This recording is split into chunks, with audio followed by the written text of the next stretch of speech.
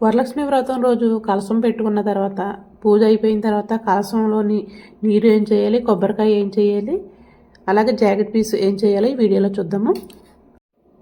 పూజ అయిపోయిన తర్వాత మరుసటి రోజు కొబ్బరికాయని తీసేసి చెంబులో నీళ్లు ఏ చెట్టు మొదట్లో పోసేసుకోవాలి.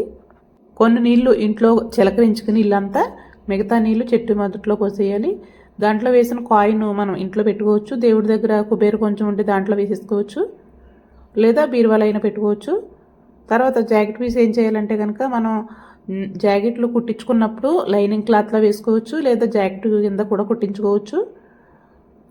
దానికోసం ఏం చేయాలంటే జాకెట్ పీస్ మన శారీ తీసుకుంటాం కదా, దాని జాకెట్ పీసే మనం కలసం పైన పెట్టుకుంటే మనం తర్వాత జాకెట్ లాగా వాడుకోవచ్చు అన్నమాట.